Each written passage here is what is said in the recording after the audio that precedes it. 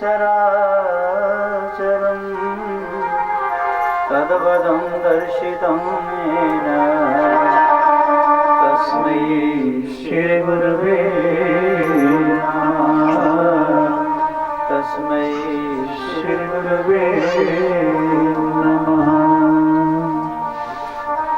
शुक्लां ब्रह्मा विचारसार परमाद्यं जगद्व्यापिनीं वीणा पुस्तकधारिणीं वरदां जाडन्धकाराभां हस्ते स्फटिकमालिकां विद्रते पदमासने संस्थितां वन्दे तां परमेश्वरी भगवती बुद्धिप्रदां शारदां भगवती बुद्धिप्रदां शारदां मनोजवं मारुततुल्यवेगं जितेन्द्रियां बुद्धिमतां वरिष्ठं वातात्मजं मानयोतमुख्यं श्रीरामदूतं शरणं प्रपद्ये। श्रीरामदूतं शरणं प्रपद्ये। कर्पूरगौरं करुणावतारं संसारसारभुजगेन्द्रहारं सदा वसन्तं हृदयारविन्दे भवं भवानी सहितं नमामि। भवं भवानी सहितं नमामि। सच्चिदानन्दरूपाय विश्वोत्पत्त्यादिहेतवे तापत्रयविनाशाय श्रीकृष्णाय वयं नमः। श्रीकृष्णाय वयं नमः। श्रीकृष्णाय वयं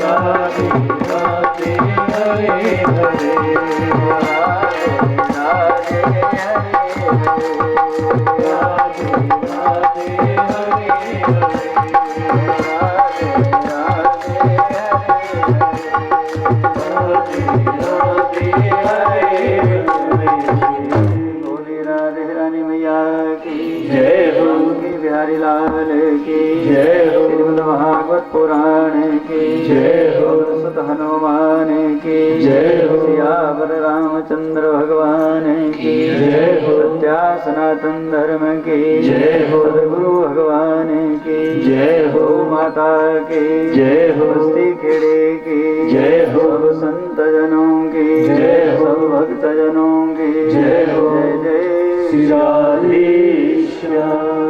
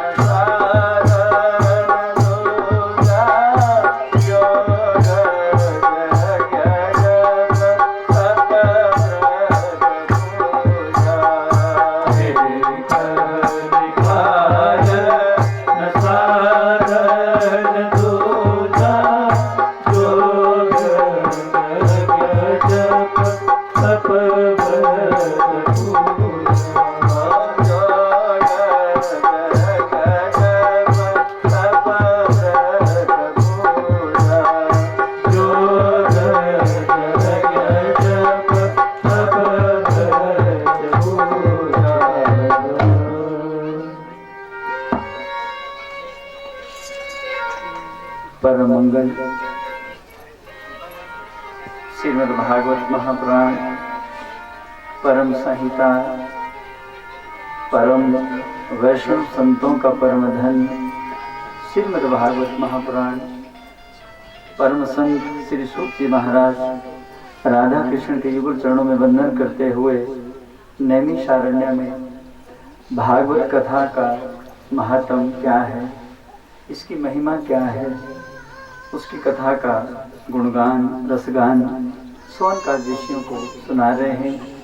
और आप सब प्रबुद्ध श्रोतागण भाई बहन उन्हीं कथाओं का उसी महात्म का श्रवण इस व्यासपीठ से श्रवण करने जा रहे हैं।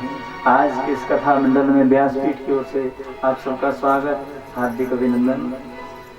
यज्ञ मंडल में विराजमान सभी देवी देवतागण विद्वत मंडली, इस यज्ञ के यजमान परिवार चौहान परिवार, कोठी घाटी के सभी निवासी, बस्ती गुराना के आप सभी निवासी और श्रवण करने आए इस कथा के लिए आप सब भाई बहन, माइक के जरिए जहाँ तक मेरी आवाज आ रही है, सभी सुनने वाले श्रोतागण भाई बहन, पुनः एक बार फिर स्वागत। ये कथा आप सबके जीवन में आनंद की अभिव्यक्ति का प्रकाश करे।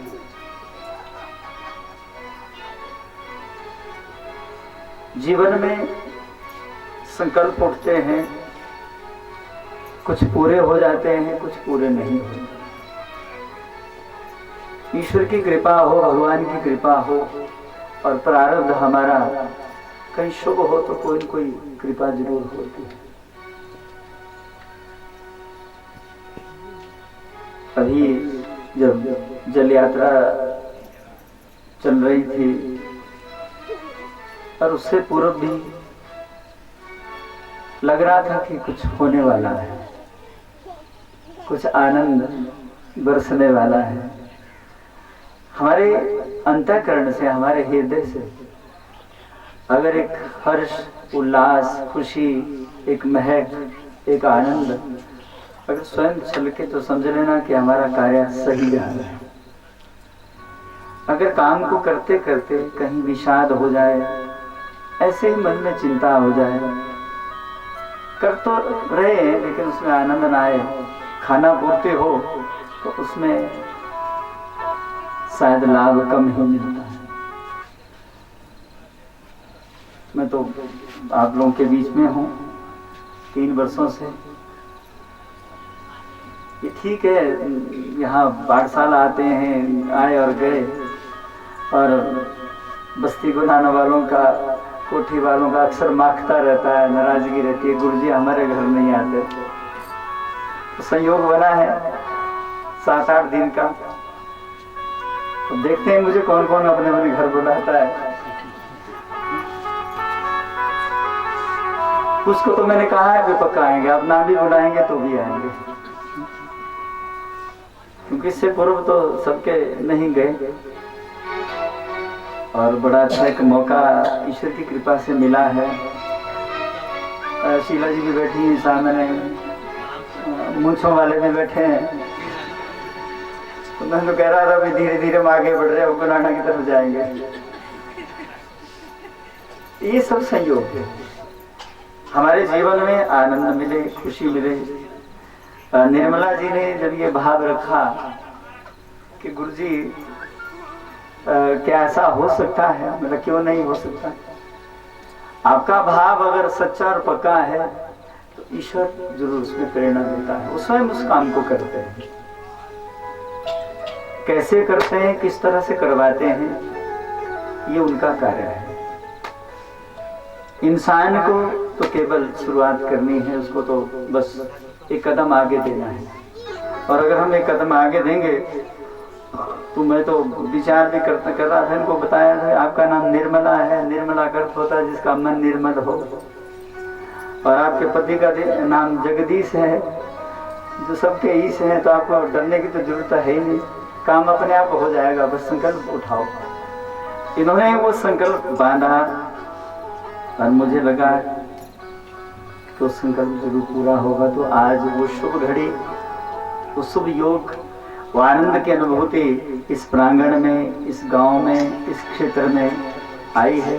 तो मेरी ओर से इस परिवार के लिए, इनके सगे संबंधियों के लिए, कोठी के साथ साथ बस्ती और गुराना वालों को भी बहुत बहुत शुभकामना कि आप सबके जीवन में ऐसे ही सुंदर पर्व, ऐसे ही सुंदर योग आते जाएं। ये सब ईश्वर की कृपा से होता है।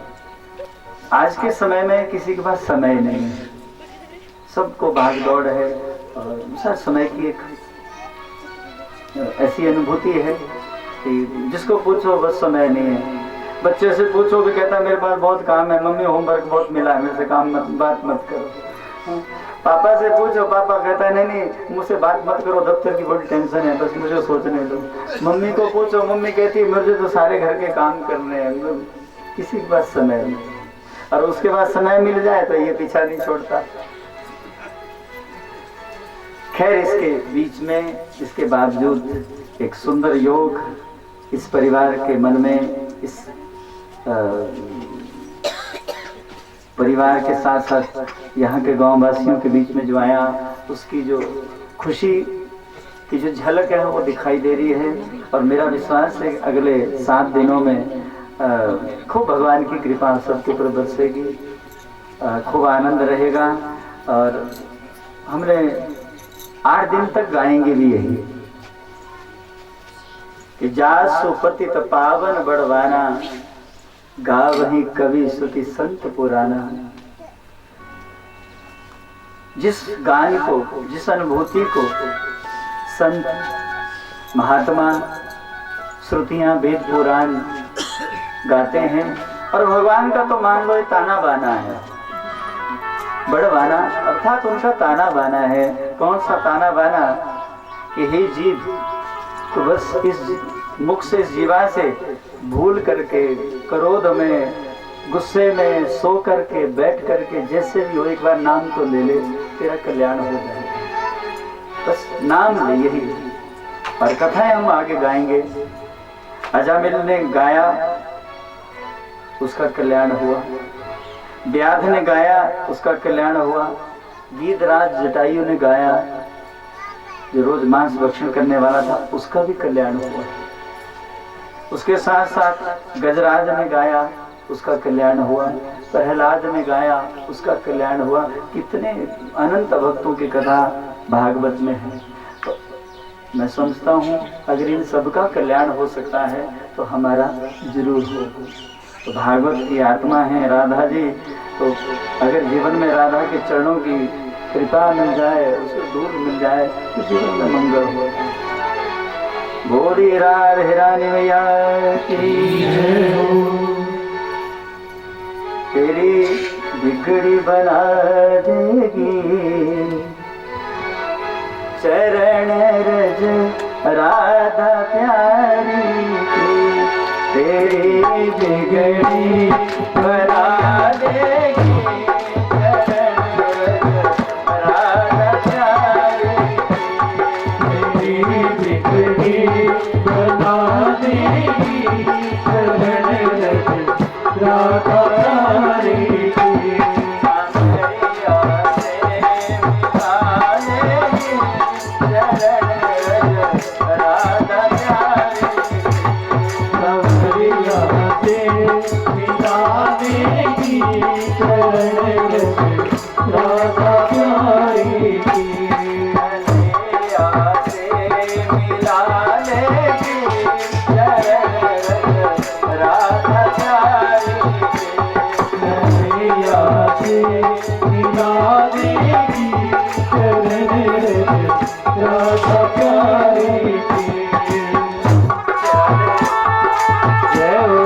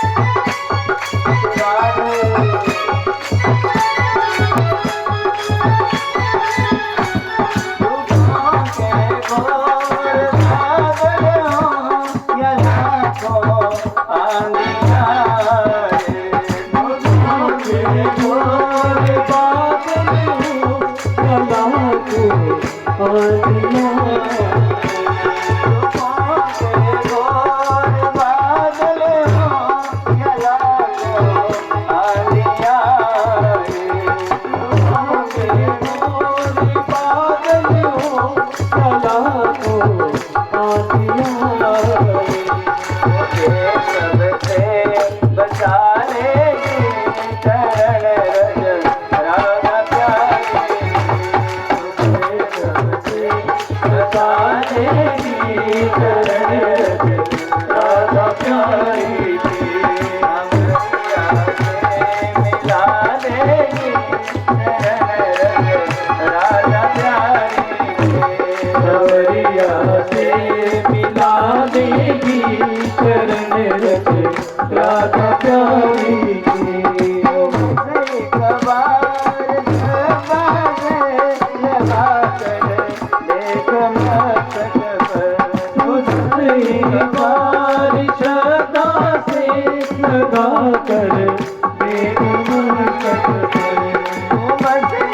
बार सदा से लगा कर देख मस्तक पर, बस एक बार सदा से लगा कर देख मस्तक पर।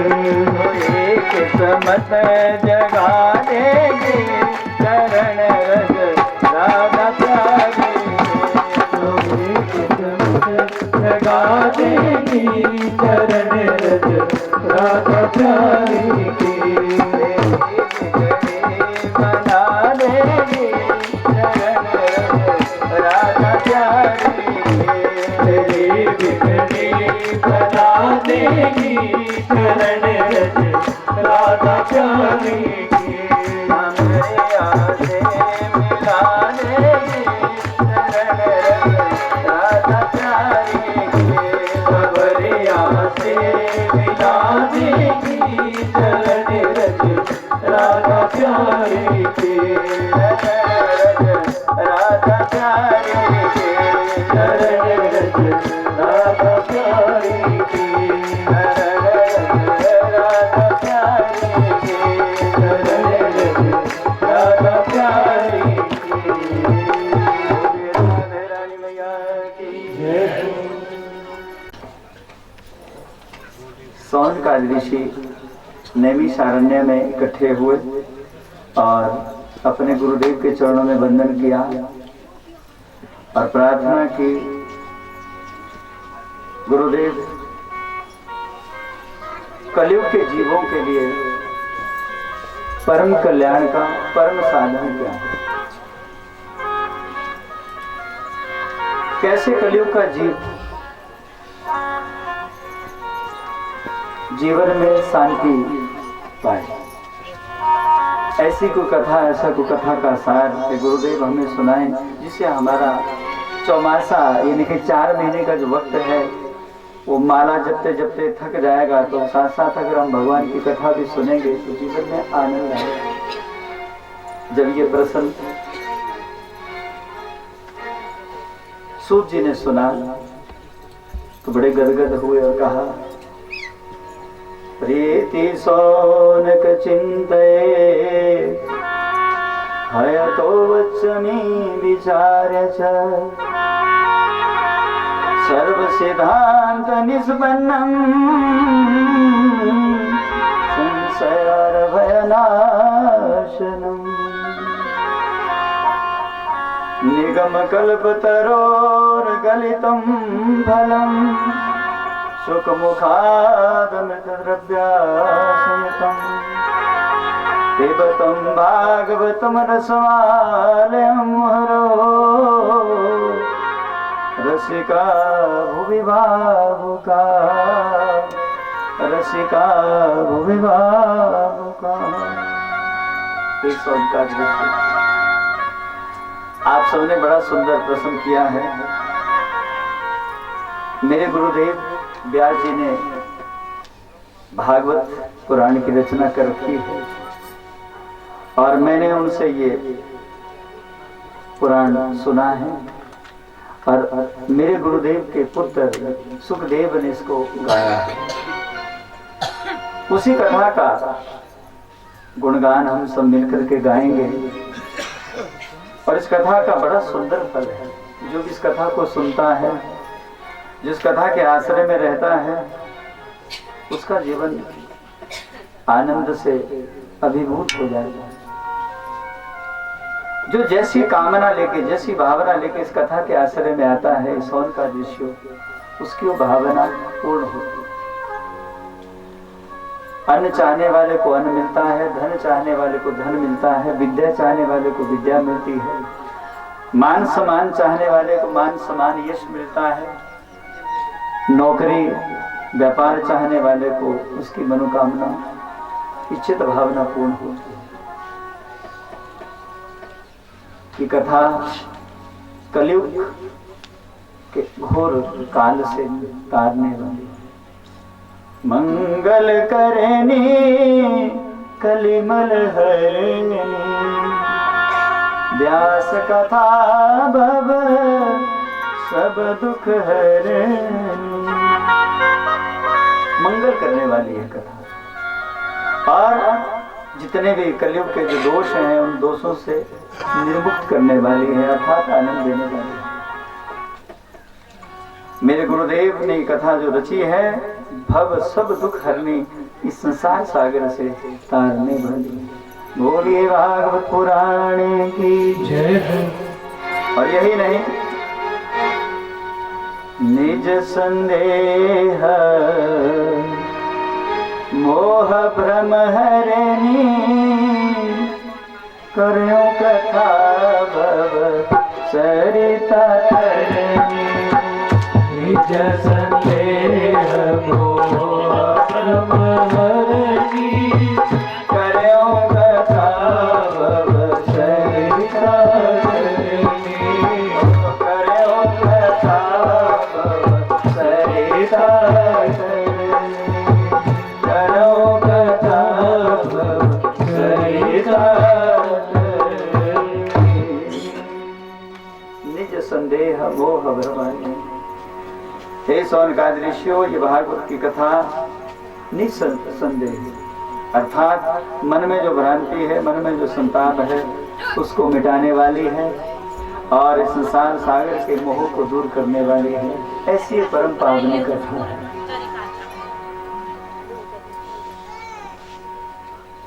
हमारे जीवन में 3 तरह के पाप हैं, 3 तरह के कष्ट हैं।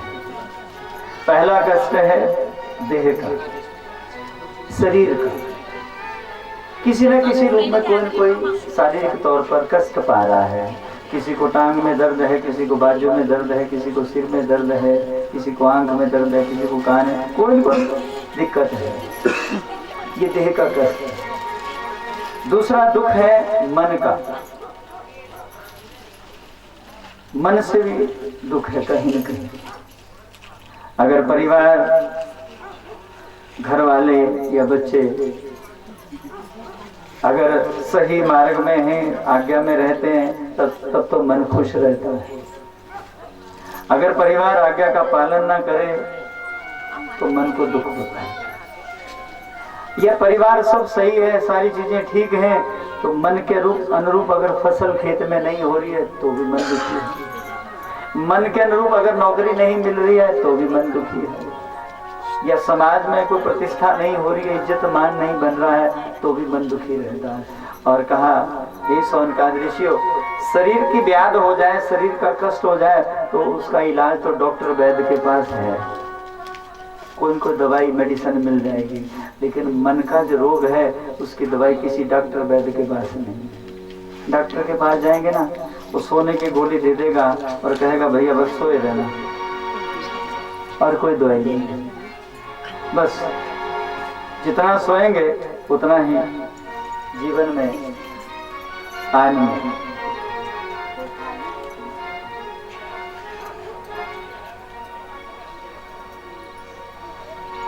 जितना मन में संताप होगा, डॉक्टर उतनी ही ज्यादा गहरी सोने की दवाई दे देता, और कोई इलाज नहीं। और जिसका मन खुश है ना, उसको कुछ करने की जरूरत नहीं। तो कहा है सौनकादि ऋषियों, इस देह में दूसरा दुख है मन का। तीसरा दुख प्रारब्ध के कर्मों का, जिसको आप देव दोष भी बोलते हैं, ऋषि दोष भी बोलते हैं, पितरी दोष भी बोलते हैं। उसके कई तरह के नाम। कोई न कोई रोग, कोई न कोई ऐसी व्याध किसी न किसी को लगी हुई है, कोई बिरला ही बचा हुआ। या तो किसी को पितरी दोष है, या फिर किसी को देव दोष है, या फिर प्रारब्ध का कोई न कोई दोष लगा। हे सौनकादि ऋषि, इन 3 दोषों से सारी दुनिया, सारे जीव ग्रसित हैं। किसी को एक दुख है, किसी को 2 है, किसी को तीनों ही है। अब जिसको तो एक आध है वो तो बच जाता है, जिसको 2 है वो भी थोड़ा, लेकिन जिसको तीनों है उसकी हालत बड़ी विचित्र है। कभी कभी हम देवताओं को धूप दे करके, अगरबत्ती दे करके जो भी विधान है वो करते हैं, फिर भी शांति नहीं होती। पितरों को कितने श्राद्ध करते हैं, गया में जा करके कितने कर्म करते हैं, फिर भी पितर प्रसन्न नहीं होते, फिर वो खड़े के खड़े रहते हैं। बहुत सारे ऐसे क्लेश हैं सौनकादि ऋषियों, जो जीव के जीवन में, अर्थात मनुष्य के जीवन से मिट ही नहीं रहे। सुबह से शाम, शाम से सुबह प्रयास कर रहा है। इसका उपाय क्या है? ये शौनकादिक पूछते।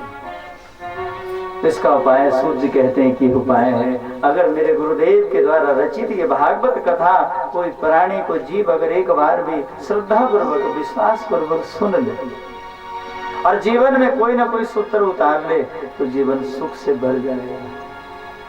कारण होई सोई जो राम रचि राखा, को करी तर्क बड़ा वैसाखा। जो राम ने रच रखा है तो होना ही। हमारे हाथ में जो रेखाएं पड़ गई ना भाग्य की, कभी मिटने वाली नहीं। अप कर जप कर काशी जी में तप कर, कुछ नहीं मिटने वाला। जो लिखा है वो भुगतना पड़ेगा। हाँ, सूर्य कहते हैं अगर कोई भगवान की कथा के आश्रम में चला जाए तो अगर मन का दुख है, तन का दुख है, या फिर देवताओं का कोई प्रकोप है या पितरों का प्रकोप है तो सहन शक्ति बढ़ जाएगी बस। और जिसके जीवन में सहन शक्ति आ गई, जिसके जीवन में टॉलरेंस आ गई, उस जीवन में सबसे ज्यादा सुखी व्यक्ति। आज अगर देखें तो हमारे घरों में सहन शक्ति गायब हो गई। बच्चा कहता है मम्मी हम तुम्हारी नहीं सुनेंगे, क्योंकि हम सुन सुन करके तंग हो गए। मम्मी पति को कहती है अपने को कि मैं तुम्हारी नहीं सुनूंगी, मैं बहुत सुन रही हूँ सासू माँ की। पतिदेव कहता मैं तुम्हारी भी नहीं सुनूंगा क्योंकि मैं समाज की सुन रहा हूँ। बस यही, आज सुनना बंद हो गया। नहीं सुनते तो बहुत कुछ है, वो सुनते हैं जो नहीं सुनना चाहिए। इसलिए हम देखिए, काश हम अपने बड़े बुजुर्गों का, अपने माता पिता के बातों को सुनते, उनकी बातों को अगर सुनते तो जीवन में कभी कष्ट नहीं होता। मम्मी पापा तो कहते हैं अरे तुम तो कुछ नहीं जानते, दुनिया तो हमने देखी है। जबकि पढ़ाया लिखाया किसने? मम्मी पापा ने। पता नहीं कैसे कैसे पढ़ाया। लेकिन जब संतान थोड़ी पढ़ लिख जाती है तो कहती है तुम्हें क्या पता, हमें ज़्यादा पता है, तुम तो यहीं रहते, गोबर उठाते, घास काटते, तुम्हारे को क्या पता। बस यही दुख का कारण है। पर मैं समझता हूँ उन माता पिता के पास, उन बुजुर्ग लोगों के पास जीवन का अनुभव है। पढ़े नहीं है लेकिन कढ़े तो जरूर है, और जो कढ़ा हुआ है वही जीवन का सुंदर योग है। आज हम सुन नहीं रहे हैं इसलिए दुखी। काश हम सुनते कथा को, अगर हम कुछ ना सुने तो कथा तो सुन ही सकते। कहा हे शौनकादिक ऋषियों, जो मेरे गुरुदेव की इस रचित सुंदर कथा को एक बार सुन लेता है उसका जीवन सुंदरता से, आनंद से, खुशियों से भर जाता है। उसकी सब मनोकामनाएं पूर्णतः पूर्ण होती हैं। बस शर्त एक ही है सुनने की, कुछ नहीं चाहिए भगवान को, श्रद्धा और विश्वास है। श्रद्धा से सुने और विश्वास पूर्वक उसको जीवन में डालें, ये कथा आनंद दे। तब शौनकादिक ऋषि ने कहा गुरुदेव बड़ा आनंद आ रहा है, कथा तो बड़ी प्यारी है, लेकिन आपने अभी अभी जिक्र किया था कि आपके गुरुदेव के पुत्र शुकदेव ने इस कथा को गाया है। हमने तो सुना कि व्यास जी के बुढ़ापे तक कोई बालक ही नहीं हुआ, बेटा ही नहीं हुआ, संतान ही नहीं हुई, तो उनके घर में बालक कैसे हुआ? ये कथा हम सुनना चाहते हैं। सूर्य बड़े गदगद हुए, कहने लगे हे शौनकादिक ऋषि, एक दिन की बात है, मेरे गुरुदेव व्यास जी सुबह सुबह उठ के संध्या उपासना कर रहे थे और अपनी कुटिया से बाहर निकले हवन करने के लिए। सामने नीम का पेड़ था, उसमें कुछ चिड़िया दाना चुगने के लिए आई और एक चिड़िया उसके साथ, दो बच्चे भी साथ थे। वो जो चावल मेरे गुरुजी ने फेंके, वो एक चिड़िया उसको उठाती और अपने बच्चों के मुंह में डालती। मेरे गुरुदेव व्यास जी उस चिड़िया को, उस कार्य को देख करके, उस कृत्य को देख करके खो गए और मन में विचार आया काश मेरे भी कोई बालक होता, मेरे घर में कोई बेटा या बेटी हुई। ऐसा विचार व्यास जी के मन में आया और परेशान होकर के वहीं बैठ गए। जिन्होंने 17 पुराण लिखे वो व्यक्ति हे शौनकादिक ऋषि इस सोच में पड़ गया, अर्थात तो मोह हुआ संसार का, पुत्र मोह हो गया, संतान का मोह हो गया कि मेरे जीवन में भी संतान है। इतनी देर में नारद वीणा बजाते हुए और नारायण का जाप करते हुए पहुंच गए। और नारद का एक ही काम है, हाथ में ऐसे खरताल होती है और बीणा हाथ दूसरे हाथ में, बस उनका तो एक ही काम है। क्या काम है? वो गाना, भज मन नारायण नारायण नारायण, भज मन नारायण नारायण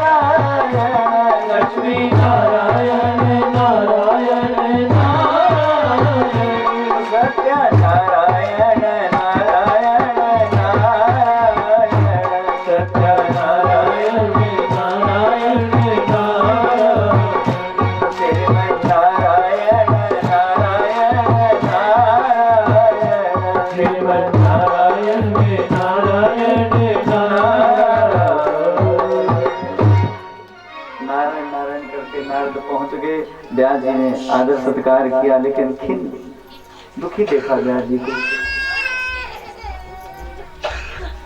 नारद ने पूछा, व्यास ने अपने मन की बात कह दी। कहा, नारद मेरे मन में संतान की, पुत्र की कामना हो रही है। नारद जी मुस्कुराए, कुछ बोले नहीं। कहा, ठीक है, शायद ईश्वर की कृपा रही है। और बीणा बजाते हुए, खरताल बजाते हुए सीधे कैलाश पहुंचे। बोले बाबा संध्या उपासना में बैठे हुए थे। पार्वती मैया ने प्रसाद खिलाया, स्वागत हुआ, दक्षिणा देने लगी पार्वती। नारद ने कहा, दक्षिणा बाद में लूंगा। क्या पार्वती तुमने कभी अपने पति को पूछा कि तुम्हारे गले में मुंडों की माला किसकी है? और पार्वती कभी तुमने पूछा अपने पति देव से कि तुम्हारे बार बार जन्म हो रहे हैं? और बोले बाबा अमर है। पार्वती ने कहा, गुरुदेव कभी नहीं पूछा, तो बस आज पूछना, यही मेरी दक्षिणा है।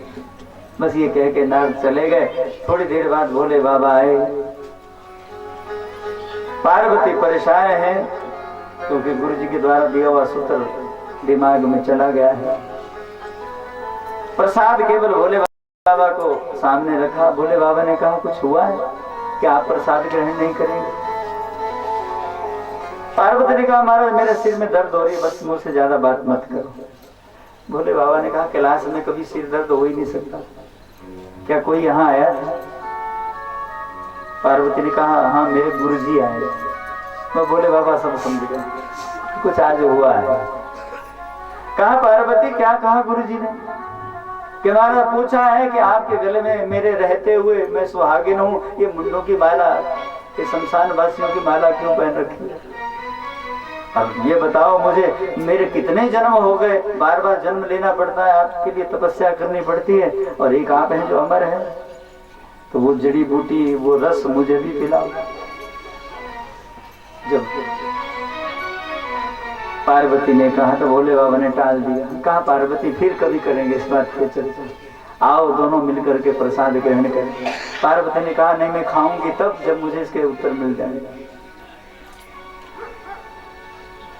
पार्वती का हट। भोले बाबा ने कहा, पार्वती आपने पूछा मेरे गले में मुंडों की माला किसकी है, तो किसी और की नहीं। आपके आज तक जितने जन्म हुए, हर जन्म का मुंड मैंने गले में पहना। पार्वती को बड़ा अच्छा लगा।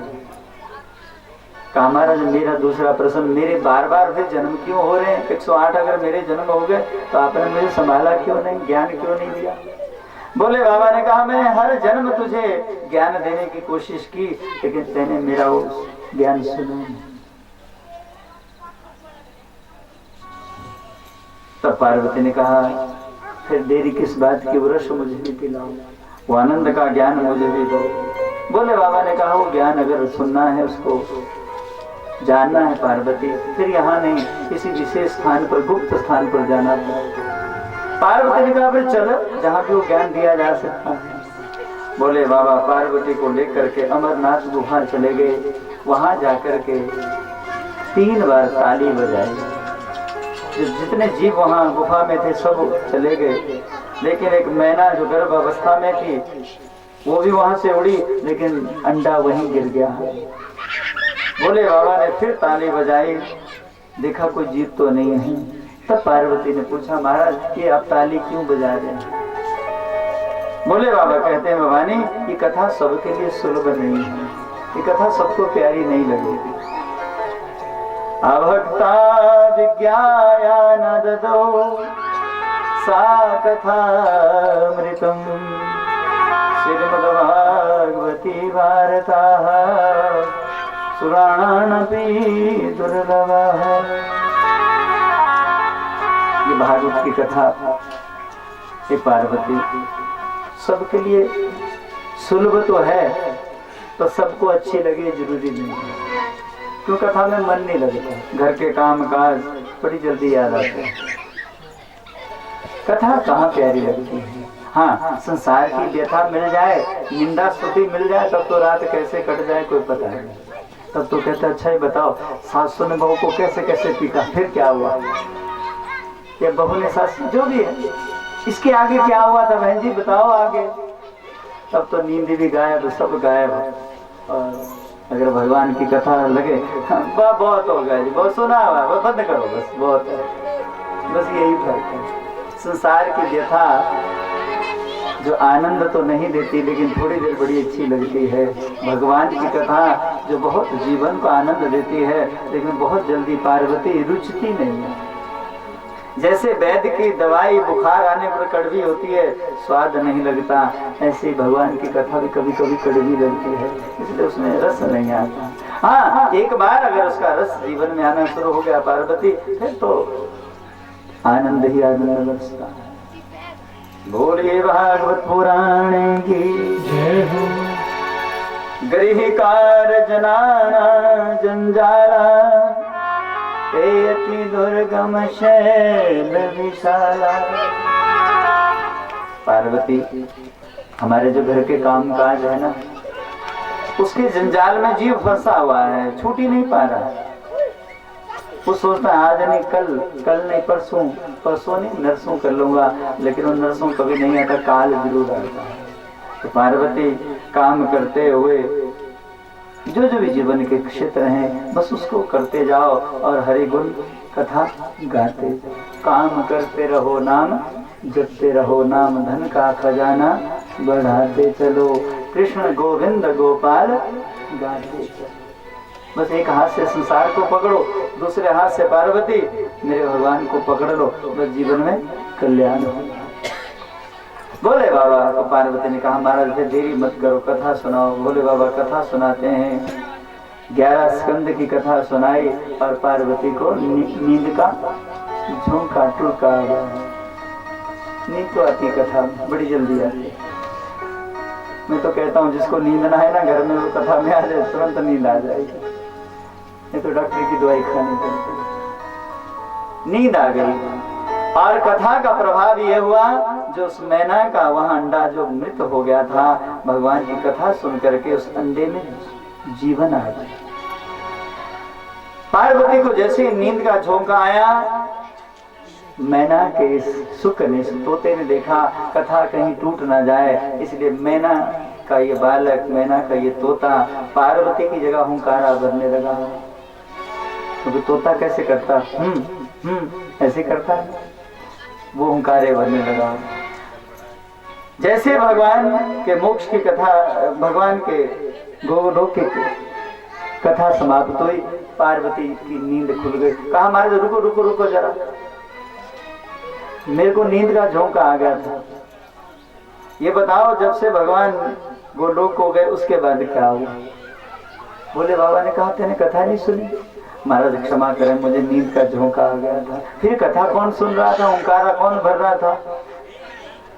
बोले बाबा ने जैसे आंखें खोली, तोते को लगा कि भोले बाबा क्रोध में आएंगे, कहीं मुझे भस्म न कर दें, और उस गुफा से उडारी मारी। बस भोले बाबा को लगा कि इस अनाधिकारी ने मेरी कथा सुन ली और त्रिशूल उठाया और आगे आगे तोता पीछे पीछे भोले बाबा भागे जा रहे हैं। सूर्य जी कहते हैं सोन का दृश्य हो।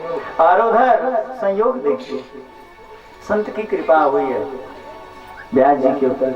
व्यास जी की पत्नी घृताची सुबह सुबह नहा करके बालों में कंघी कर रही थी, झुमाई आई और तोता सीधा मुंह के अंदर प्रवेश कर गया। इतने में भोले बाबा पहुंच गए और व्यास जी को कहने लगे, व्यास जी आपके घर में मेरा शत्रु आया है। भोले बाबा ने कहा, मेरा शत्रु आपके घर में है। व्यास जी कहने लगे, आपका शत्रु मेरे घर में? ऐसा नहीं हो सकता महाराज। पूरी कथा सुनाई। तब व्यास जी ने कहा, महाराज जिसने आपके मुख से अमर कथा आनंद कथा सुन रखी हो वो त्रिशूल से थोड़ा भी मरेगा। तब भोले बाबा ने जोर से हाथ सिर पे मारा। ये तो मैंने सोचा ही नहीं। कभी कभी ज्यादा ज्ञानी भी ना भूल जाते हैं। अगर भक्ति का संपुट नहीं है तो कभी कभी गलतियां होती हैं। हमारे घर में भी कभी कभी बच्चा बड़ी अच्छी बात करता है लेकिन हम उसको डांटते हैं, तेरे को क्या पता, तू क्या जानता है। बच्चा कहता है, नहीं नहीं मम्मी आप गलत हैं, पापा आप गलत हैं। अरे पीछे चुप रहे, अभी तो मुंह धोना नहीं आता, हमारे को चला समझाने।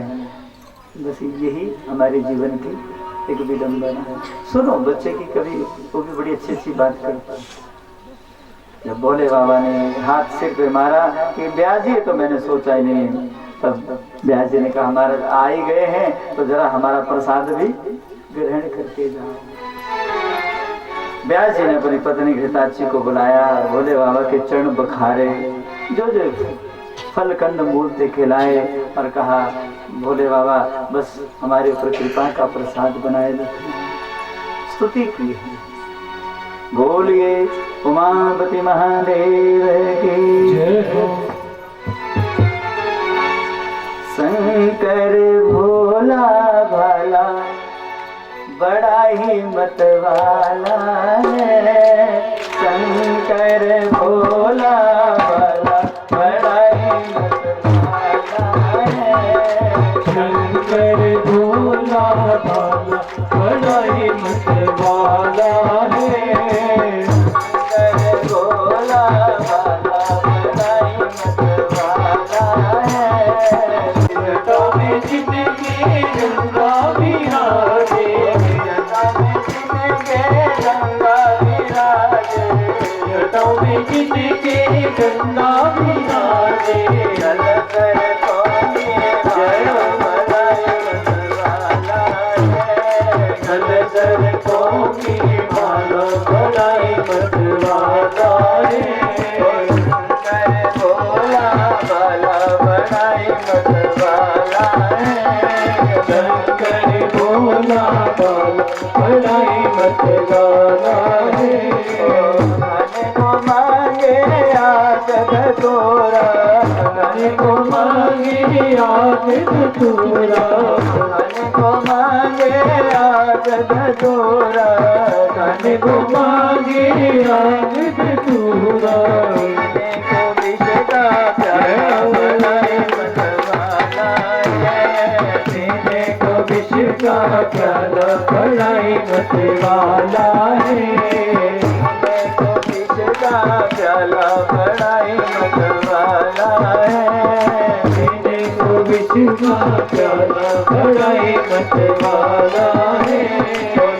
शंकर भोला भाला बड़ाई मतवाला है। शंकर भोला भाला बड़ाई मतवाला है।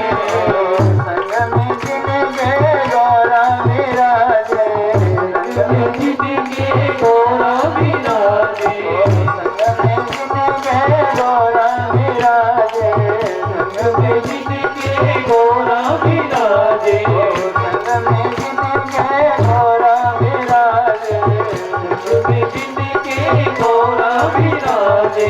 गोदी में गणपति लाला बड़ाई मतवाला है। गोदी में गणपति लाला बड़ाई मतवाला है। शंकर भोला भाला बड़ाई मतवाला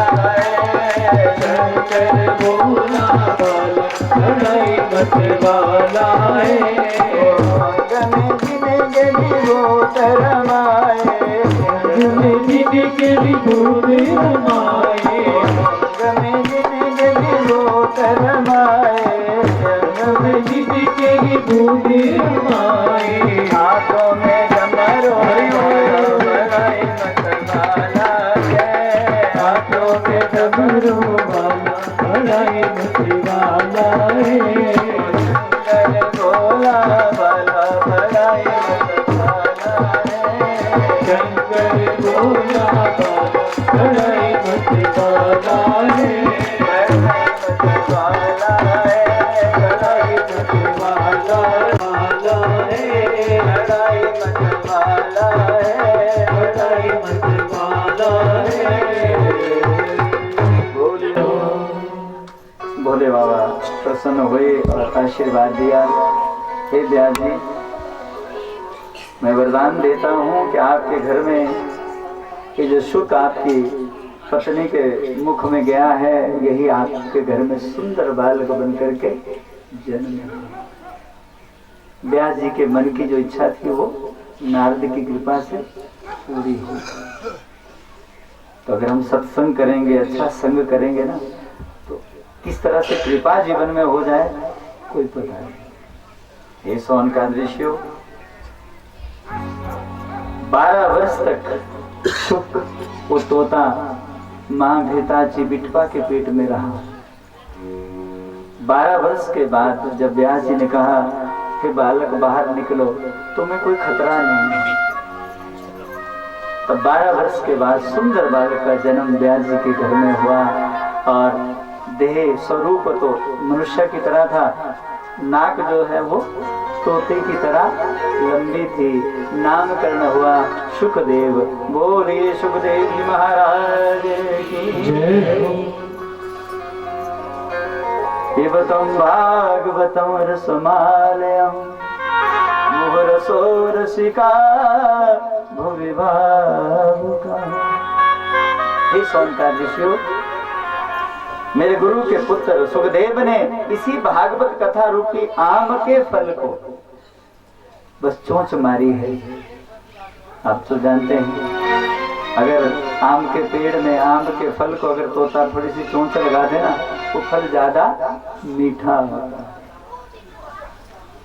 हे सोन का दृश्यो, इसलिए भागवत की कथा भले ही मेरे गुरु जी ने लिखी थी, लेकिन इसमें जो मीठा रस है, इसमें जो आनंद का रस है, इसमें जो मंगलता का रस है, वो उनके पुत्र सुखदेव की चोंच मारने के कारण, अर्थात तो उनके गाने के कारण इसमें रस बढ़ा। श्रीमद्भागवतं नामं पुराणं लोकविश्रुतं शृणुयाद श्रद्धया युक्तो मम संतोष कारणम्। बस इस कथा को हे सोन का दृश्य प्रेम सहित श्रद्धा सहित सुनना, बस जीवन को कथा तार देगी। जो भी मनोकामना होगी वो कथा पूर्ण करेगी। और फिर भक्ति की कथा सुने कि अगर जीवन में संयोग जगे तो भक्ति भी संत को पुकारती है, अर्थात कोई सत्संग मिले, अच्छा संग मिले तो जीवन सुधरता है। हे सोन का दृश्य, एक बार नारद भी परेशान हो। नारद को लगा कि मैंने पार्वती का कार्य करवाया, व्यास जी का कार्य करवाया, उनके घर में पुत्र हुआ, लेकिन एक बार नारद जी भी फंस गए। कैसे फंसे? बीड़ा और खरताल बजाते हुए आकाश मार्ग से जा रहे थे। इतने में जब वृंदावन की नगरी से गुजरे तो किसी ने नीचे से आवाज दी, वो साधु क्षणं तिष्ठं चिंतापि मम नाशय। आवाज दी, अरे साधु जरा ठहरो ठहरो, रुको रुको। नारद ने बीणा करताल बंद की, देखा नीचे दाएं बाएं, तब देखा एक युवती पुकार रही। नारद तुरंत धरती पर आए, उस युवती से पूछा आपका परिचय। भक्ति ने परिचय दिया, मेरा नाम भक्ति और ये मेरे 2 बालक हैं, ज्ञान और वैराग्य। नारद परेशान हो गए, आप तो नौजवान दिख रही हैं और आपके बालक तो बूढ़े दिख रहे हैं 100-100 साल के। नारद ने कहा ये कुछ बात समझ नहीं आ रही। भक्ति ने कहा महाराज क्या बताएं, मेरे साथ घटना ही ऐसी घटी। उत्पन्नाहं द्रविड़ेशाहं वृद्धिं कर्णाटके गतः क्वचित् क्वचित् महाराष्ट्रे गुर्जरे जीर्णतां गतः। महाराज मेरा जन्म द्रविड़ देश में हुआ, इनके केरला के आसपास, और मैं बड़ी पली और कर्नाटका में आकर के कर्नाटक प्रदेश में मेरा विवाह हुआ, मेरे 2 बालक हुए। वहां से मैं इनको लेके चली, जब गुजरात पहुंची तो बुढ़ापा आ गया, शरीर बूढ़ा हो। जब उससे आगे राजस्थान की ओर गुजरी तो और बुढ़ापा आकर मेरे दोनों बालक तो बिल्कुल ही अचेत हो गए।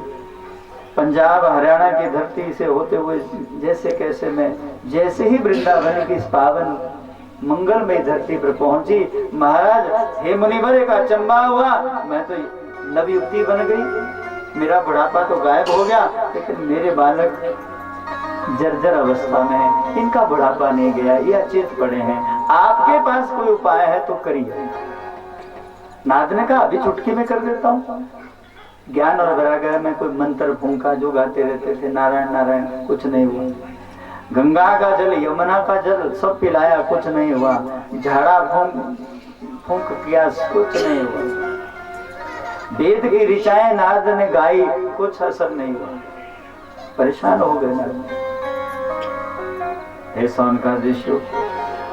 भक्ति मैया ने कहा महाराज आप तो कह रहे थे मैं तो चुटकी में ठीक कर दूंगा, लेकिन ये तो कुछ हुआ ही नहीं। नारद ने कहा मेरे पास जितनी विद्या थी तो मैंने पूरी कर दी, अब मुझे अपने भाइयों के पास जाना पड़ेगा। भक्ति ने कहा तो जाओ, कोई उपाय है तो पूछो। नारद परेशान होकर के बिना करताल वहीं छूटा। ये है जीवन। अगर जीवन में संताप हो जाए ना तो सब छूट जाता है, मन नहीं लगेगा भजन में, अच्छा लगेगा ही नहीं। जोत जगाना भी ऐसा लगेगा घर में जैसे बहुत बड़ा तो भारी बोझा लग रहा है, जो हम रोज करते हैं।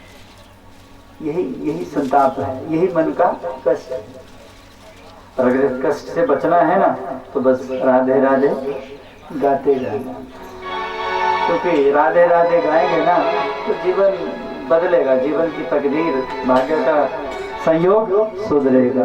बोली राधे रानी मैया की तेरी बदल जाए तकदीर, तो राधे राधे बोल जरा, तेरी बदल जाए तकदीर, राधे राधे बोल जरा, तेरी बदल जाए तकदीर, तो राधे राधे बोल जरा, श्यामा बोल जरा, तेरी बदल जाए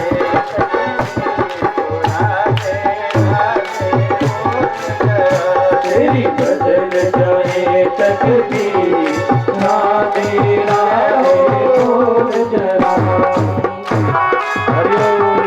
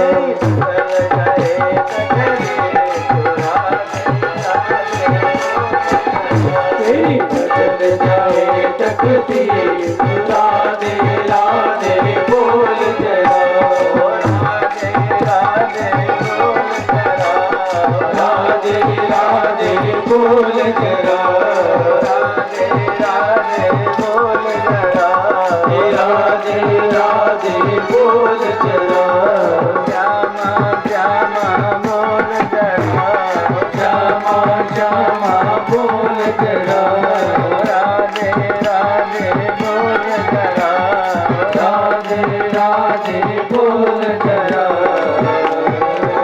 राधे रानी मैया की जय हो। पहुंच गए बद्रिकाश्रम, परेशान हैं और संत कुमारों से अपने मन का भाव कहा। संत कुमारों ने कहा, नारद, अगर भक्ति के पुत्र ज्ञान और वैराग्य का अगर कल्याण चाहते हो तो उन्हें भागवत कथा सुनाओ। ये कथा सुनाए कौन? नारद ने कहा, महाराज आप ही कृपा करो। संत कुमारों ने कहा, कथा तो हम जरूर सुनाएंगे, लेकिन वृंदावन में नहीं, गंगा के तट ऋषिकेश हरिद्वार। हे नारद, जाओ भक्ति और भक्ति के दोनों पुत्रों ज्ञान और वैराग्य को गंगा के तट पे ले आओ, हम भी वहां पहुंच रहे हैं। नारद सीधे वृंदावन गए, भक्ति के दोनों पुत्रों को संग लेकर के गंगा के तट पर पहुंचे और संत कुमार भगवान की परम पावनी कथा को गाने लगे। बोले भागवत पुराण की निगम कल्पतरोर गलितम फलम सुखमुखाद मृत द्रव्याशयतम देवतम भागवतम रसमालयं मुहुरहो रसिका भुवि भावुका। सूर्य कहते हैं, कथा जैसे जैसे आगे बढ़ी और जैसे ही दसम स्कंद की कथा पूर्ण हुई, भक्ति के दोनों पुत्र ज्ञान और वैराग्य चेतनावस्था में आ गए और उठ के बैठ गए और हाथ से ताली बजाते हुए यही गाने लगे। श्री कृष्ण गोविंद हरे मुरारी, हे नाथ नारायण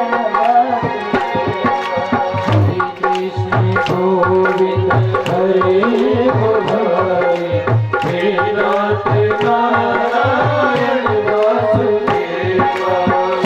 कृष्ण गोविंद हरे मुरारी, हे नाथ नारायण वासुदेवा। कृष्ण गोविंद हरे मुरारी, हे नाथ नारायण वासुदेवा। हे नाथ नारायण वासुदेवा। हे नाथ नारायण वासुदेवा। हे नाथ नारायण वासुदेवा। हे नाथ नारायण वासुदेवा। हे नाथ नारायण वासुदेवा। श्री कृष्ण गोविंद हरे मुरारी, हे नाथ नारायण वासुदेवा। श्री कृष्ण गोविंद हरे मुरारी, हे नाथ नारायण वासुदेवा। हे नाथ नारायण वासुदेवा। हे नाथ नारायण वासुदेवा। हमें आए संत कुमार विदा हुए, नारद भी विदा होने लगे, लेकिन भक्ति खड़ी हो गई। कहा, महाराज आपकी कृपा से मेरे दोनों बालक ज्ञान और वैराग्य अचेतन अवस्था में आए। इसका भी प्राय है कि कभी कभी हृदय में भक्ति तो आ जाती है, लेकिन बुद्धि में जो ज्ञान भरा है वो ज्ञान कभी कभी मूढ़ता में आ जाता है, अहंकार देता है। वो ज्ञान अहंकार ना दे, जड़ता ना दे, जीवन में चेतना बनी रहे। तो कहा संतों का संग करो। वैराग भी जीवन में आ जाता है। बुढ़ापे में तो सब छोड़ना पड़ता है। खुद चाबी ना दो ना बेटे बहू को तो खुद ही छीन लेते हैं। खुद ही चाबी दे दो। वैराग जबरदस्ती का है। गुरु जी त्याग कर दिया, सब छोड़ दिया है, क्या करें बेटा, बहु मानते ही नहीं है, छोड़ ही दिया है। छोड़ा नहीं है, छुड़ाया उन्होंने। खुद छोड़ दोगे ना तो बड़ा आनंद आएगा। मैं तो कहता हूँ 60 साल के बाद ना सरकार भी रिटायर कर देती है, जाओ, तो हम भी अपनी गृहस्थी से रिटायर हो जाए। हाँ, घर के काम काज करते रहो, भजन करते रहो, और उस चाबी को ना उसको छोड़ दो, सब जीवन में आनंद है। भक्ति का प्रभाव तो होता है, लेकिन बुद्धि में पड़ा हुआ ज्ञान मूढ़ता, हम अभिमान देता कि मैंने घर बनाया, मैंने कोठी बनाई, मैंने खेत बनाए, पता नहीं क्या क्या कहता है इंसान। और वैराग वो सब छोड़ दिया जी, बस मेरा तो कुछ है नहीं, परमात्मा का है, बेटा बहू का है। हर बहू बेचारी दूर से हाथ नहीं लगा सकती, ताला 2 किलो का लगा हुआ है बेटा बहू का। ये वैराग है। दुनियादारी में ढंढोरा पीटते हैं, हमारा कुछ है नहीं, बस इसी को पकड़ो। यही है, संतों का संग करेंगे तो सच्चा ज्ञान होगा, फिर कोई डर नहीं लगेगा। बिनु सत्संग विवेक न होई, राम कृपा बिनु सुलभ न सोई। जब तक जीवन में सत्संग नहीं होगा, सूर्य कहते हैं सौन का दृश्यो, तब तक जीवन में सच्चा ज्ञान, सच्चा वैराग्य और भक्ति का प्रवाह नहीं है। नारद ने कहा, हे भक्ति मैया, आपको कहीं जाने की जरूरत नहीं है। जो भी मनुष्य, स्त्री, पुरुष, बच्चा, बूढ़ा, कोई भी भजन करे, बस उनके हृदय में तुम्हें बास करना। इतने में भक्ति का बड़ा पुत्र ज्ञान खड़ा हो गया। महाराज मुझे भी बताओ, मैं कहाँ जाऊं? नारद ने कहा, तुझे भी कहीं जाने की जरूरत नहीं है। जिस भक्त के हृदय में तुम्हारी माँ का वास हो, उसकी बुद्धि में जाके तुम चेतना में बैठ जाना, उसको सच्चा ज्ञान देना, बस जीवन में कल्याण हो जाएगा उस चीज का। इतने में छोटा पुत्र वैराग्य खड़ा हो गया। नारद मुनि जी, मैं कहाँ जाऊं? नारद ने कहा, आपको भी जाने की जरूरत नहीं है। जिस जीव के, जिस भक्त के हृदय में तुम्हारी माँ भक्ति का वास हो, और जिस भक्त की बुद्धि में तुम्हारे बड़े भाई का वास हो, उसके जीवन के, उसके प्रवाह में तुम वैराग बन करके आगे बढ़ना और उसका कल्याण करना, यही तुम्हारा निवास है। तो सच्ची विरक्ति है, सच्चा ज्ञान है। अपने आप जो भजन हो जाए, अपने आप जो त्याग हो जाए, वही सच्चा वैराग और त्याग है, जो जबरदस्ती छोड़ना पड़े। गुरु जी, बस पकौड़े तो बहुत अच्छे लगते हैं, पर बीपी बहुत ज्यादा है, डॉक्टर ने बंद करा रखा है, ये त्याग नहीं है। रसगुल्ले तो बहुत अच्छे लगते हैं, जलेबी तो बहुत प्यारी है, मालपुए हम तो 10-10 खाते थे, पर क्या करें, अब तो छोड़ रखा है। छोड़ा नहीं है, डॉक्टर ने छोड़ा रखा है, क्योंकि डायबिटीज हो गई, तो पहले ही छोड़ दो। जीवन सुंदर बनना है। इसी तरह जीवन में भी भजन थोड़ा थोड़ा होता रहे। अगर भजन करते रहेंगे तो जीवन में संसार सागर से सूर्य कहते हैं पार हो जाएंगे। बोलिए सच्चिदानंद भगवान की जय हो। भजन श्याम सुंदरता करते रहोगे, संसार सागर से करते रहोगे। भजन श्याम सुंदरता करते रहोगे, संसार सागर से करते रहोगे। संसार सागर से करते रहोगे, संसार सागर से करते रहोगे।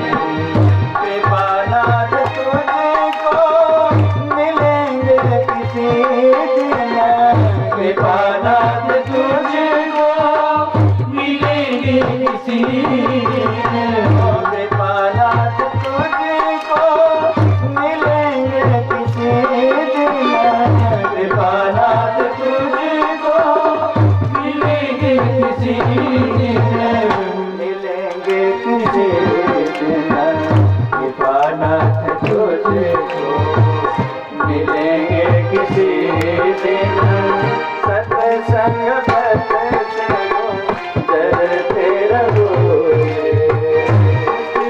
सत्संग पथ से गुजरते रहोगे, सत्संग पथ से गुजरते रहोगे, सत्संग पथ से गुजरते रहोगे।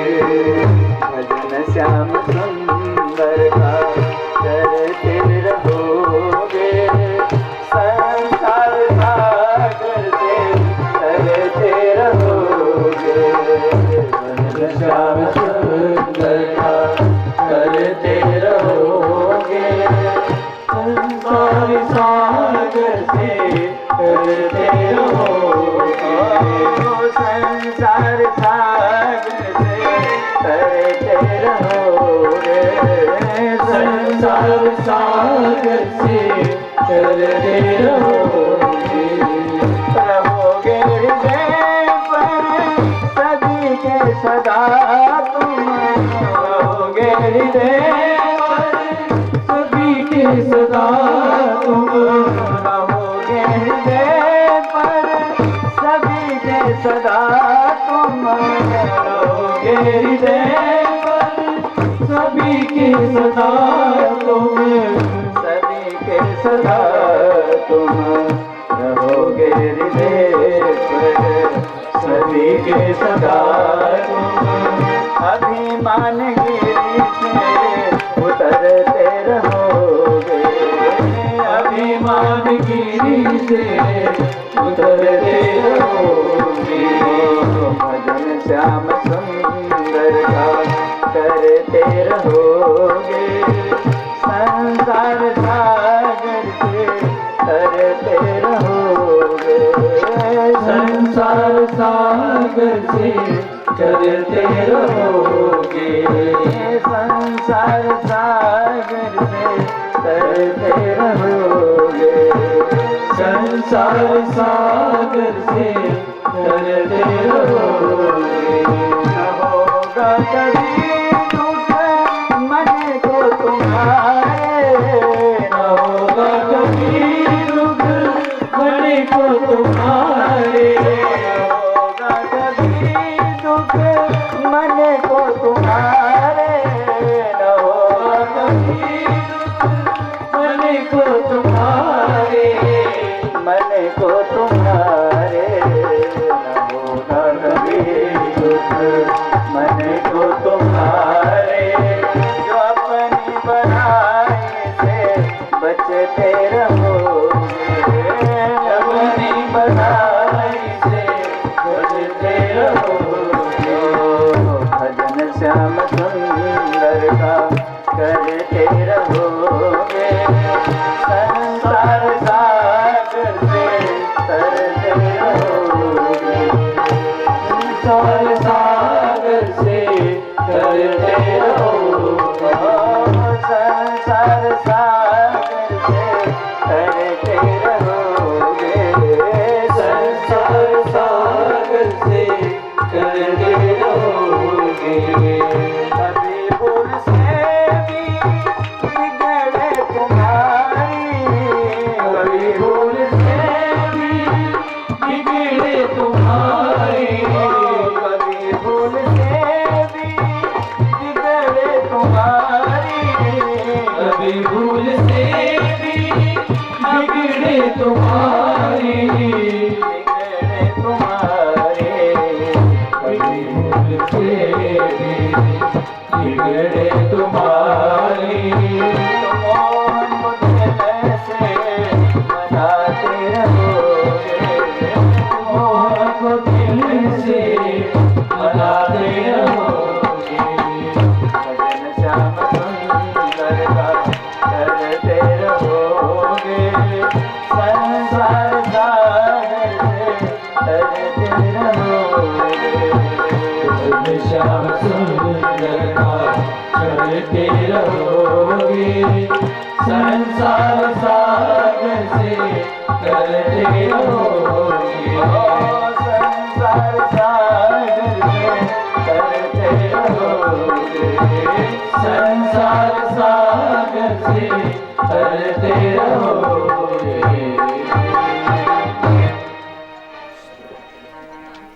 तो हम भजन करें, यही जीवन को तारेगा। ठीक है, घर के काम काज भी करने तो भाई कथा का पहला दिन है, ज्यादा नहीं बिठाएंगे क्योंकि सायंकाल की बेला भी हो रही है। बस संदेश इतना ही, भागवत महिमा यही है कि सूत जी कहते हैं इस कथा को जो भी सुनता है श्रद्धा और विश्वास के साथ एक घड़ी आधी से भी पुनियाद, उसका जीवन भी मंगलमय हो जाता है। नारद जी भी विदा हुए, भक्ति मैया ज्ञान वैराग्य सब विदा हुए। सूर्य कहते हैं ये सौन का विषय, बस हो सके तो श्रद्धा और विश्वास के साथ इस कथा का श्रवण करना, जीवन में मंगल और मंगल आनंद ही इन्हीं शब्दों के साथ आज इस भागवत महिमा की कथा को यहीं विराम देते हैं। कल ठीक 12:30 बजे, 12:30 का टाइम है ना, 12:30 बजे ठीक कथा प्रारंभ होगी। आप आए और भगवान की सुंदर सुंदर कथाओं का गुणगान रसगान हम करेंगे और आरती और वंदन करेंगे। आरती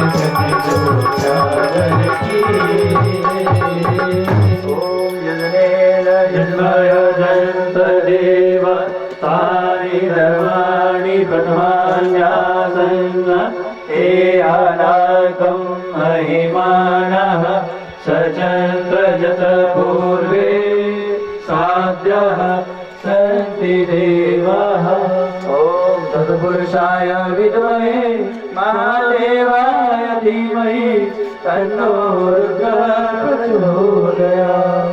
ॐ कात्यायनाय च विद्महे कन्याकुमारी च धीमहि तन्नो दुर्गे प्रचोदयात्। जय जय श्री राधे श्याम, जय जय श्री राधे श्याम, जय जय श्री राधे श्याम। इन्हीं शब्दों के साथ आज की कथा को विराम देते हैं। कल ठीक 12:30 बजे फिर मिलेंगे। तब तक